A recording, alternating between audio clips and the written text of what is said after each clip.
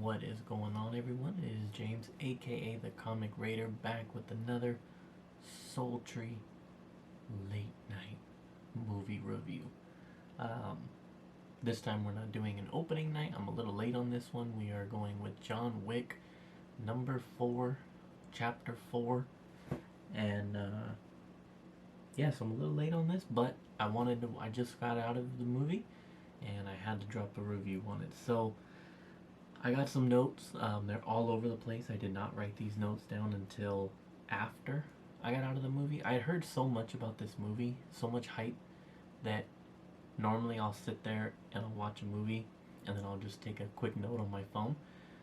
This time I was like, no, I'm fully locked in on this movie. So I took as many quick hitter notes that I could afterwards. So we'll see how terribly in order these are, but I will. Oh yeah. So okay. So non-spoiler review. Absolutely amazing, badass action movie. One of the best ever. Arguably the greatest of this franchise. Probably is. Other than the introduction, the number one of a series always gets special attention, but so yeah, this was it's got everything: cars, driving scenes, hand fighting, sword fighting, guns, badass cinematography. I mean, the story is definitely an afterthought of this one. It's just pure action. Uh, so yeah, non-spoiler review. You need to go check it out, and I highly suggest, if you have the chance to do so in a surround sound boosted theater. I think I say that a lot on these reviews. I'm a huge fan of these. So at my theater, it's JBX. I'm a huge fan of these surround sound boosted. I mean, if you're going to the movies, you want that full experience. So for sure, if you can see it in surround sound boosted, then that's what you need to do. So yeah, so let's get to it. So now spoilers from here on out. Story wise, I mean, it's very basic. He's fucking on the run from the last movies. He has no freedom. He's trying to earn his freedom. This is kind of like a grand finale, last ditch effort to earn his freedom from the Marquis, which is like a person played by Alexander Skarsgård, the villain, the protagonist or antagonist, who has basically been given full power from the table to just do what he needs to do, and so he's trying to remove John Wick and all those close to him. So, yeah, so it starts off with pretty much blowing up the Continental and then removing Winston from his manager position and then shooting oh my god, I can't believe I'm spacing on his name because he just passed away, rest in peace, and I cannot believe I'm spacing on his name right now, but the concierge ends up, I mean, I won't say it, but like, did they plan that? Was that how it happened in the movie and it just so happened in real life? I don't know. That was just crazy. I just thought that was crazy. But anyways, so yeah, and then it's him trying to earn his. There's just no story. Okay, the point is that he's fucking trying to earn his freedom back from Skarsgård, which is leading to an ultimate duel showdown, like straight up Western showdown at the end of the movie. Skarsgård hires Donnie Yen's character, who goes by Kane, to help track him down. And then there's this other character who comes in to play, who's a tracker, and he kind of gets hired basically after some negotiations.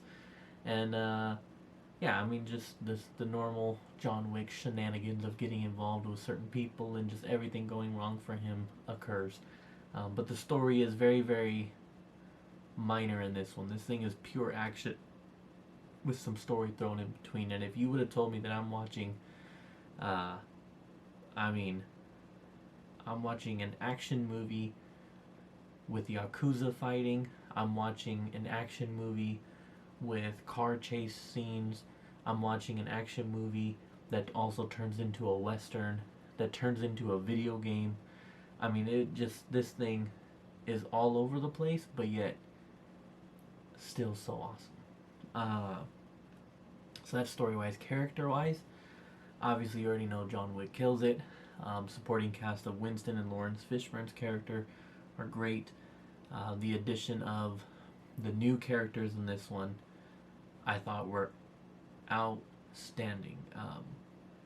The gentleman who plays the Yakuza, I'm gonna look it up as I talk because I want to make sure that I get this stuff right. But he was Scorpion, so I'm gonna mispronounce this.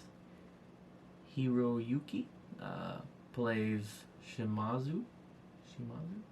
No, that doesn't even look like him. I'm freaking tripping. Is that him? Yeah, no, I guess it is him. Okay, anyways, yeah, so he is the manager of a different hotel out in Tokyo, I think they were. Anyways, yeah, so the addition of him was amazing. The addition of Donnie Yen playing this character Kane, who's a blind man, is outstanding. They both get to show off their skill sets in amazing fashion, and yeah, Donnie Yen's character is great. Provides a little bit of comedic relief too. Skarsgård I thought was great. He plays the what has now become standard for the movie, that arrogant, pompous asshole that you hate, who's the protagonist and is just this spoiled rich kid that doesn't want to get his hands dirty, but yeah, he's the one with all the power. But his bodyguard, his right hand man, I thought was fantastic in this movie. I also loved the Hunter character. I'm calling him Hunter because he has a name that I'm going to get into later. Tracker. We'll call him the Tracker. I thought that his character was amazing in this movie. And then you have like appearances by Scott Adkins. It just, the characters are really on point. Akira's the daughter, one of the daughters. She was amazing. Just characters were on point in this one. I thought that was great. You got some dog action. I think they definitely, knew Halle Berry was the third one, right? See, they knew everybody loves the third one. I think that scene with Halle Berry and the dogs and all that is still the greatest scene of the franchise, in my opinion. So they brought another dog in for this one to have those same kind of badass moments. The Tracker I thought was great, but he's doing this whole thing where he's like, oh, I'm nobody. You can call me nobody. And now is where we're going to get into what I could be totally projecting, but I'm going to list off a whole bunch of what I felt like were references or influences. Number one, Fast and Furious. There's a lot of talk about family in this movie, which that's what Fast and Furious is all about, man. Family. But then the whole nobody, like he's trying to have everyone call him nobody. Okay, Mr. Nobody is already a character in Fast and Furious. I understand these are two different franchises, but like we literally just saw a character who gets everybody to call him Mr. Nobody. I didn't care for that, so I'm calling him Tracker. You got like the whole ending scene with the duels and the way that all goes down, and him kind of super spoiler breathing and quote unquote dying off into the sunset. Like that's like fucking Red Dead Redemption 2 right there. That's what I got from it. There was also like video game act. So when they do the whole top down scene, which is incredible, by the way, the cinematography absolutely incredible. That scene in particular, the way that it starts, when it starts just panning up the stairs, incredible shot. And then you're doing the whole top down, total like video game vibes. The most recent game I've played that looks like that is freaking Diablo series. So I got some Diablo vibes, especially with all the fire going around and everything. So that was cool. Scott Adkins' character just being totally like makeovered up. Gave me like Penguin from the Batman vibes. Uh, Obviously the Yakuza and all that, you've seen that in movies, but I'm not gonna say that that's like a direct reference. But um, I got vibes of I forgot his name, but in Inglorious Bastards, uh, the main bad guy, played by Christoph Waltz, like how he's eating. A bunch of scenes are like him eating, like especially the strudel and all that. I keep wanting to say Alexander, but Bill Skarsgård's character, he's like doing the same thing. First, he does the whole tea, and he does it in a very specific way, and then later he takes like a cut of some pie or something, and I don't know. I just got like those same type of bad guy villain eating in a very particular way type vibes. Um, I guess that's kind of it. I mean, as far as like references, but I just thought those ones were kind of like obvious. There was a scene, I want to say it was the bodyguard, where the bodyguard, I think he threw John into a car. So he threw him into a car and then did this combo to the body, and that was like hella reminiscent to me of Bane when he's fighting Batman. Like he threw Batman up against the pillar, and then he does that little combo right there. That gave me, Bane vibes. Uh, but yeah, so to that point, so now to segue into like the characters in the fighting, Donnie Yen doing his, drum roll punch, It Man, fucking loved it. Yeah, the hand combat. I mean, it's like the gun thing. You've kind of seen it, just because we're 4 movies in now, so it's like I've seen people get shot in the head a whole bunch of times now, because of this franchise. I've seen crazy gun shit. I will say that, they found a way to take it up a notch with the addition of the Dragon's Breath ammo. And I mean, enough said. Like that whole fucking scene is incredible, and so that was a way for them to take that up a notch. Yeah, because like each one, I think I remember in the last one it was like when they did the shotgun shells when the guys were storming the building. But yeah, so this one was the Dragon's Breath. But then like hand combat, again introducing Donnie Yen's character, introducing the other one that I just cannot freaking remember. So Shimazu, introducing his character and getting like super super technical, sword fighting.